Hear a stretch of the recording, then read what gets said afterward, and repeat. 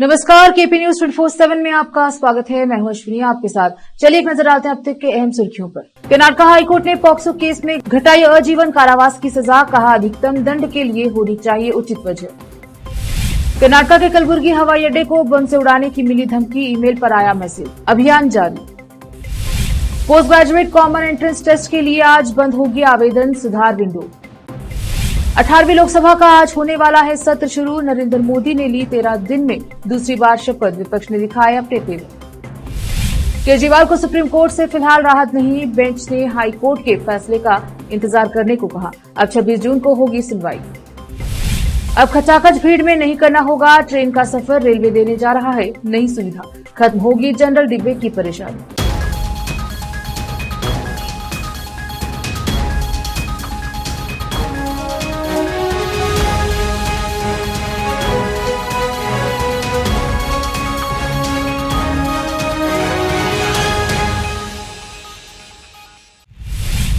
अब समाचार विस्तार से। कर्नाटक हाईकोर्ट ने पॉक्सो केस के मामले में एक आरोपी को आजीवन कारावास की सजा को कम करने के 10 साल कर दिया है।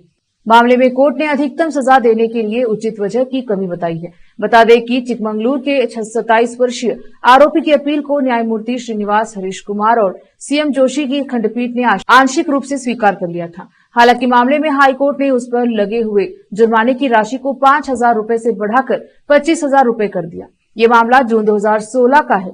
यहाँ पड़ोस में रहने वाली एक नाबालिग लड़की से दोस्ती करने और उसका बार बार यौन उत्पीड़न करने से जुड़ा है। मामले का खुलासा नाबालिग के गर्भवती होने के बाद पता चला, जिसके बाद दिसंबर 2016 में इसकी शिकायत दर्ज की गई। डीएनए टेस्ट से इस बात की पुष्टि हुई कि आरोपी ही लड़की का जैविक पिता है। इस मामले में पुलिस ने प्राथमिकी दर्ज की और जांच के बाद चार्जशीट दाखिल किया। पुलिस ने कहा कि कलबुर्गी हवाई अड्डे को सोमवार को ईमेल के जरिए बम की धमकी मिली और तलाशी अभियान जारी है। उन्होंने बताया कि हवाई अड्डा परिसर में बम निरोधक और कुत्ते दस्त काम पर हैं। एयरपोर्ट डायरेक्टर ने इसकी जानकारी स्थानीय पुलिस को दी, जिसके बाद पुलिस और बॉम्बे स्क्वाड एयरपोर्ट पहुंच गई है और एयरपोर्ट को सैनिटाइज किया जा रहा है। कलबुर्गी के पुलिस आयुक्त चेतन आर ने मीडिया को बताया कि हवाई अड्डे के निदेशक को आज सुबह एक गुमनाम आईडी से एक ईमेल प्राप्त हुआ। दावा किया गया है कि हवाई अड्डे के परिसर के अंदर एक बम रखा गया था। जैसे ही हमें कलबुर्गी घरेलू हवाई अड्डे पर बम की धमकी वाले ईमेल के बारे में सूचना मिली, एक बम निरोधक दस्ता भेजा गया। उड़ान के सभी यात्रियों को विमान से उतार दिया गया और सभी हवाई अड्डे के कर्मचारियों यात्रियों को सुरक्षित स्थान पर स्थानांतरित किया गया। बता दें कि इससे पहले बम की धमकी वाला मेल दिल्ली एयरपोर्ट पर भेजने के आरोप में रविवार को एक 13 वर्षीय लड़के को हिरासत में लिया गया। इसको लेकर पुलिस उपायुक्त आईजीआई एयरपोर्ट उषा रंगनानी ने बताया कि मनोरंजन के लिए बच्चे ने इस मेल को भेजा था। कर्नाटक परीक्षा प्राधिकरण के लिए आज post graduate common entrance test PGCT 2024 परीक्षा के लिए शुल्क भुगतान, आवेदन सुधार और परीक्षा केंद्र चयन के लिए विंडो आज बंद कर देगा। जिन उम्मीदवारों ने इस परीक्षा में शामिल होने के लिए पंजीकरण किया था, वे आधिकारिक वेबसाइट cetonline.karnataka.gov.in पर जाकर आवेदन पत्र को संपादित कर सकते हैं और अपना परीक्षा केंद्र भी चुन सकते हैं। आवेदन पत्र को संपादित करने के लिए उम्मीदवारों को अपने पंजीकरण नंबर और पासवर्ड का उपयोग करना होगा। साथ ही प्राधिकरण ने आधिकारिक वेबसाइट पर उन उम्मीदवारों की सूची भी जारी की है जिन्होंने पीजीसीटी शुल्क का भुगतान नहीं किया है। 18वीं लोकसभा का आज सत्र शुरू होने वाला है। बीजेपी के भर्तृहरि महताब ने प्रोटेम स्पीकर की शपथ ली। उन्हें राष्ट्रपति द्रौपदी मुर्मू ने शपथ दिलाई। इसके बाद प्रधानमंत्री नरेंद्र मोदी ने शपथ ली। इसके बाद सभी नवनिर्वाचित सांसद शपथ ले रहे हैं। इसके बाद लोकसभा अध्यक्ष का चुनाव होगा। राष्ट्रपति द्रौपदी मुर्मू 27 जून को दोनों सदनों की संयुक्त बैठक को संबोधित करेंगी। बता दें कि भाजपा नेता और 7 बार से सदस्य भर्तृहरि महताब को प्रोटेम स्पीकर नियुक्त किया गया है। उनकी नियुक्ति के बाद पैदा हुए विवाद का असर सत्र पर भी पड़ने की संभावना है। विपक्ष ने इस कदम की कड़ी आलोचना की है, जिसका आरोप है कि सरकार ने इस पद के लिए कांग्रेस सदस्य कोडिकुन्निल सुरेश के दावे को नजरअंदाज किया है। सत्र शुरू होने से पहले ही विपक्ष ने प्रदर्शन किया। भर्तृहरि महताब को राष्ट्रपति ने प्रोटेम स्पीकर की शपथ दिला दी है। प्रोटेम स्पीकर की शपथ में पीएम मोदी और उपराष्ट्रपति भी मौजूद रहे। प्रोटेम स्पीकर का शपथ समारोह राष्ट्रपति भवन में हुआ। इसी के साथ 18वीं लोकसभा का पहला सत्र आज शुरू होने जा रहा है। संसद का ये सत्र भी नई सरकार के लिए किसी चुनौती से कम नहीं है, क्योंकि पिछली बार के मुकाबले इस बार विपक्ष भी मजबूत स्थिति में है। प्रोटेम स्पीकर के शपथ समारोह में प्रधानमंत्री नरेंद्र मोदी, उपराष्ट्रपति और राज्यसभा के सभापति जगदीप धनखड़, संसदीय कार्य मंत्री किरेन रिजिजू सहित कई अन्य मंत्री उपस्थित रहे। भर्तृहरि महताब ने हिंदी में पद की शपथ ग्रहण की। शपथ लेने के बाद राष्ट्रपति मुर्मू ने उन्हें बधाई दी। शपथ लेने के बाद प्रधानमंत्री मोदी, उपराष्ट्रपति धनखड़ और अन्य नेताओं ने उन्हें बधाई दी। रुकते हैं छोटे से ब्रेक के लिए, जल्द लौटेंगे ब्रेक के बाद। हिंदुस्तान के हर कोने में हम हैं मौजूद। 24 घंटे हालात पर गहरी नजर, खबरों से जुड़े चुपते सवालात, और आपको दिखाता है धार्मिक, सामाजिक, राजनीतिक, लोकल और इंटरनेशनल न्यूज की सबसे बेहतर कवरेज, जो आपको रखती है हर पल बाखबर। देश और दुनिया भर की खबर के लिए देखते रहें केपी न्यूज 24/7। ब्रेक के बाद स्वागत है आपका, देखते हैं समाचार। 7 बार के सांसद भर्तृहरि महताब को प्रोटेम स्पीकर बनाए जाने के विरोध में विपक्षी गठबंधन इंडिया के नवनिर्वाचित लोकसभा सदस्यों ने संसद परिसर में संविधान की किताब लेकर विरोध प्रदर्शन किया। सोनिया गांधी, राहुल गांधी से लेकर कई नेताओं ने इसमें हिस्सा लिया। इसमें खास बात यह रही कि अधिकांश विपक्षी सांसदों ने संविधान के चमड़े के जिल्द वाली उस किताब को लेकर प्रदर्शन किया, जिसको उस लोकसभा चुनाव अभियान के दौरान राहुल गांधी ने खास पॉपुलर बनाया है। आज भी संविधान की उसी कॉपी को दिखाते हुए राहुल गांधी ने कहा कि हम संविधान पर हमला नहीं होने देंगे। हमारा सीधा सा संदेश है कि कोई भी ताकत संविधान को छू नहीं सकती। राहुल गांधी ने लोकसभा चुनाव के लिए प्रचार के दौरान लगभग 20 सेंटीमीटर लंबी और 9 सेंटीमीटर चौड़ी चमड़े की जिल्द वाली संविधान की जिस पुस्तक को बार बार जनता को दिखाया, उसका लखनऊ से गहरा संबंध है। लखनऊ की ईस्ट बुक कंपनी ईबीसी ने संविधान की इस पुस्तक को पहली बार 2009 में प्रशिक्षित किया था और उसका कहना है कि कोर्ट की जेब में समा जाने वाली संविधान की इस छोटी पुस्तक की ओर लोग दिलचस्पी ले रहे हैं। राहुल गांधी ने प्रचार के दौरान कई बार इस छोटी सी पुस्तक को लोगों को दिखाते हुए उनके समक्ष अपनी बात रखी थी।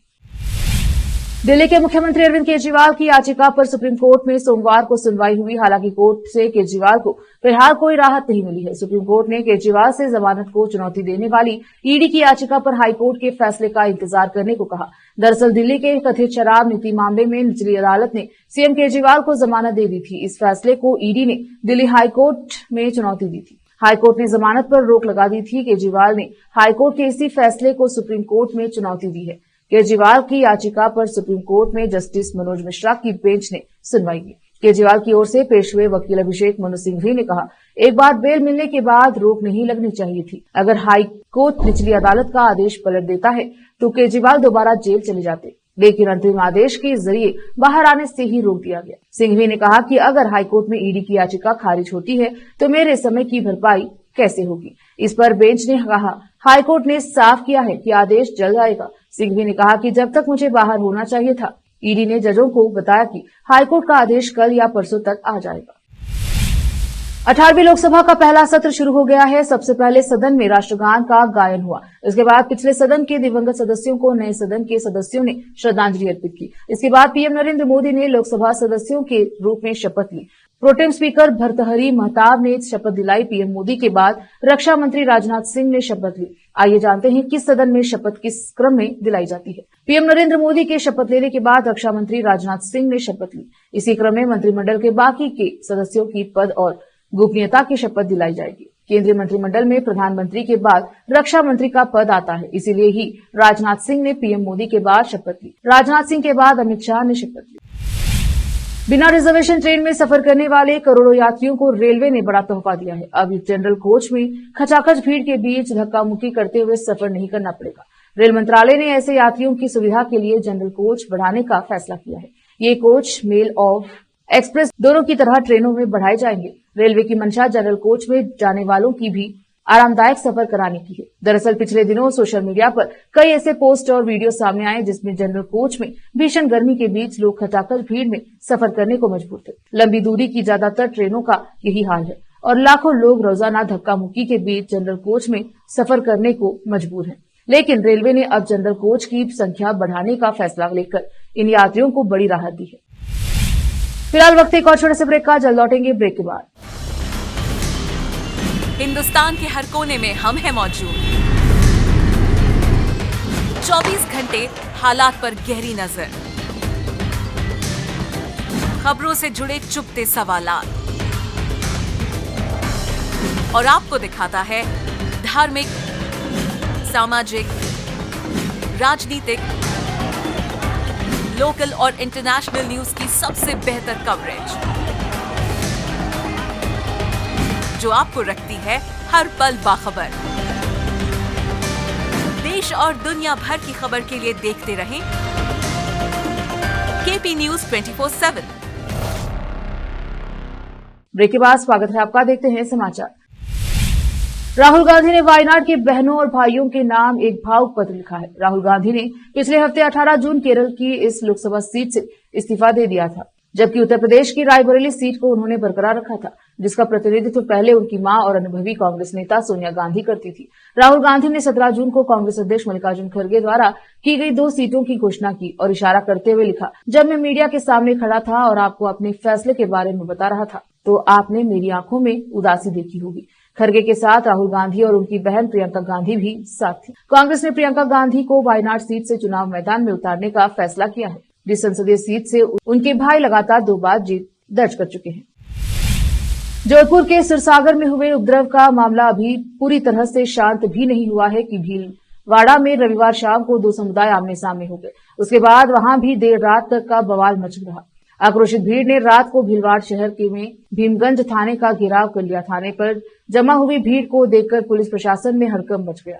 पुलिस ने इस मामले एक युवक को हिरासत में लिया है। अन्य आरोपियों की तलाश की जा रही है। जानकारी के भीलवाड़ा शहर के जिला अस्पताल में स्थित एक पार्क में शाम को मामूली बात को लेकर 2 समुदायों के लोग आपस में उलझ गए। उसके बाद देखते ही देखते भीलवाड़ा में माहौल गर्मा गया। घटना की जानकारी के बाद विभिन्न हिंदू संगठनों के पदाधिकारी और कार्यकर्ताओं ने भीमगंज थाना के बाहर विरोध प्रदर्शन करना शुरू कर दिया। इस दौरान उन्होंने थाने के बाहर बैठकर काफी समय तक धरना भी दिया। वहीं कुछ समय के लिए दोनों पक्षों ने एक दूसरे के खिलाफ जमकर नारेबाजी भी की।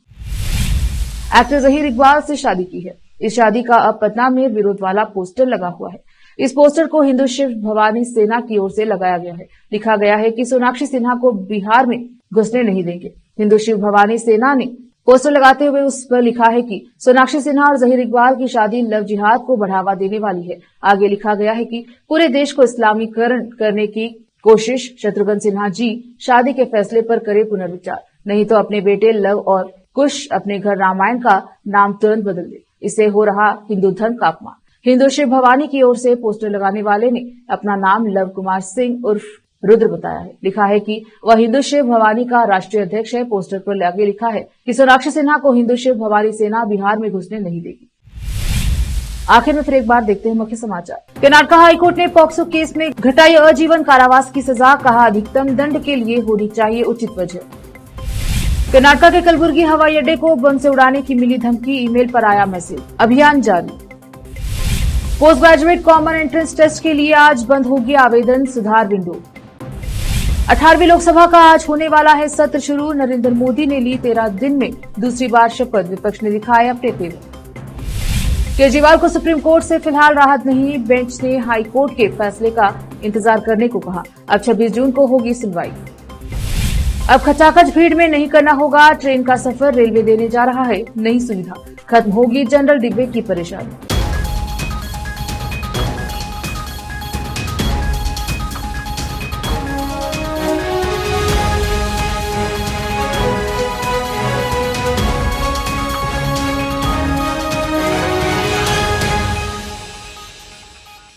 केपी न्यूज के बुलेटिन में अब तक के लिए इतना ही। देश प्रदेश के समाचारों के लिए देखते रहिए केपी न्यूज 24/7। धन्यवाद।